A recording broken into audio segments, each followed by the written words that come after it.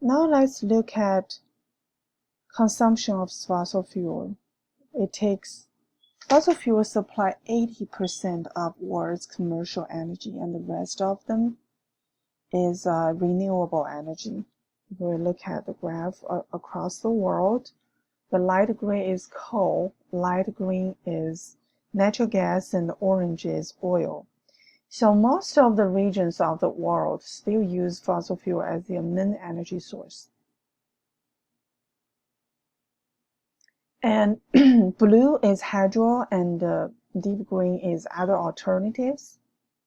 And we can see our energy consumption is still going up because most of the developing countries need energy to develop their industry. If we look at the United States, the energy consumption pattern, about a third comes from oil, a third from natural gas, about 16% from coal, and the rest, about 20%, is from the alternatives.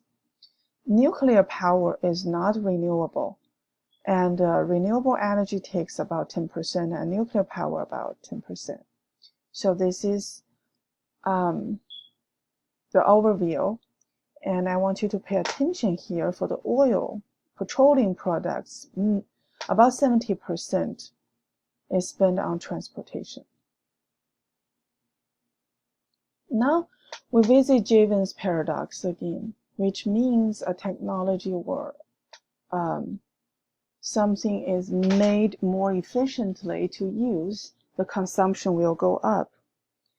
I tested you about the plastics, right? If the plastic resin is stronger and the samer, is the consumption of plastic going up or down, which leading to the more waste or less waste? The answer is it leads to more waste, more applications of plastics.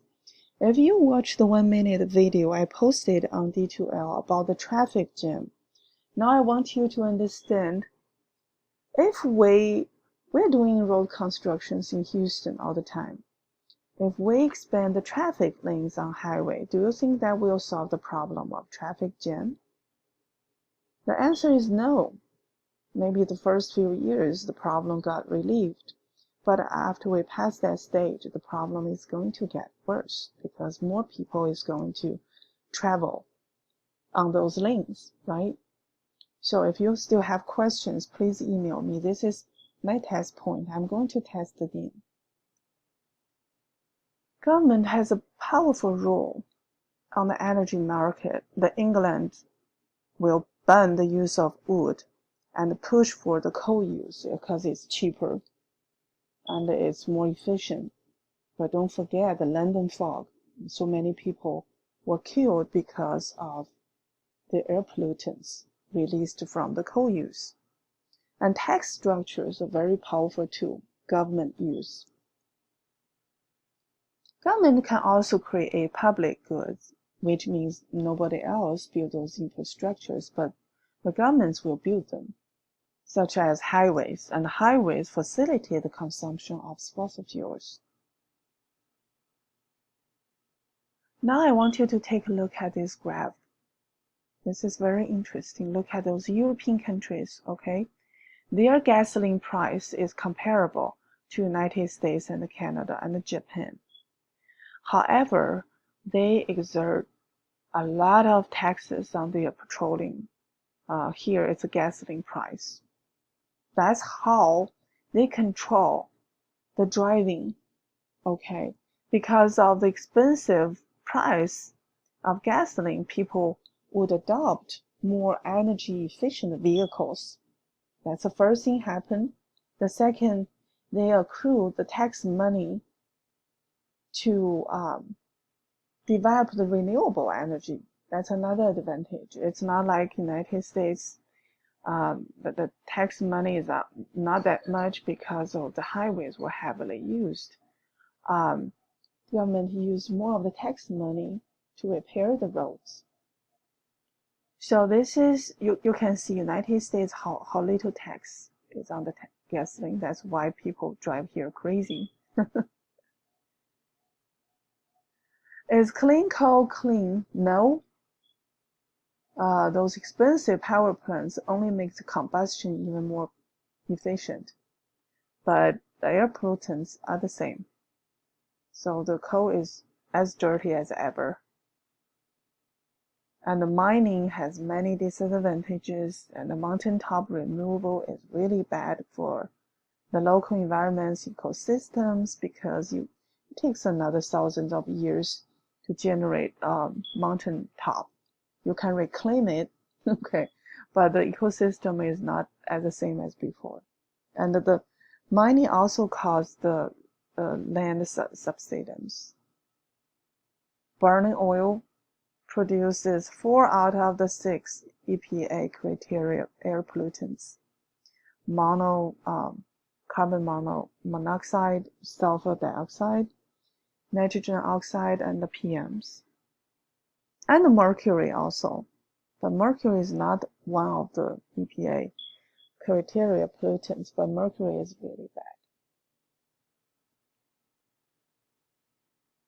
Natural gas, if you look at the map here, see how dense the natural gas pipes are here in Texas and Louisiana. This is very interesting.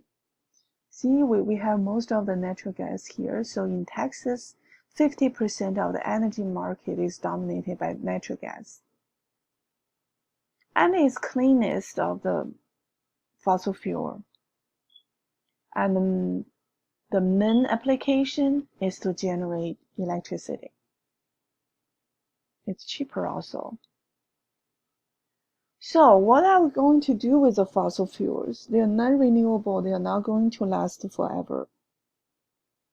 And fortunately, humans already realize that. So the market for fossil fuels has been gradually shrinking over the past 100 years due to the advancement in alternative technologies and increased costs. And there is a portion user data at the end of chapter 13. And I want you to read that article. I did not make it a homework assignment, but from studying that data, you will understand how expensive the old coal plants are and why we need to get rid of those and build up the new factories, hopefully can use renewable energy. And the choices we make regarding energy options may change quickly. That's why I ask you to study the German policies on renewable energy. Some people may feel it's never going to happen in Texas. I do not think so. At some point of time, it may change quickly. OPEC, I want to introduce the Organization of Petroleum Exporting Countries. There are 13 countries, okay, 7 Arab states, Saudi Arabia, Kuwait, Libya, Iraq, etc., etc. 6 non-Arab members, Nigeria is one of them, Venezuela is one of them. So this is spread in other world regions. These countries control above 70% of the oil reserves, and they account for 40% of the oil production. So the stability of the countries here is very important for the price of the oil and the gas. And unfortunately, this is not a very stable region. And the wars, conflicts, will greatly influence the price of the oil. And you can see increased Arab Spring political unrest that will cause the rise of the oil price, right? And if the market goes down, and you have a lot of supply that will crash the market, and you have a very low price of oil and gas. And another reason is the recession of the economy around 2008. So the price of the crude oil is up and down, and that caused the energy insecurity. The government policies such as pollution regulations, taxes, and market mechanisms that will increase the cost of the fossil fuels and encouraging energy conservation and development of renewable energy resources. And the government use carbon tax as a powerful tool. And this is the third time I mentioned about the cap and treat. Okay, I'm not going to repeat again what is cap and treat, but you are expected to understand this very well. And California is a successful state on cap and trade. Okay, state gains $2 billion in revenue, so they have money to advance the development of renewable energies.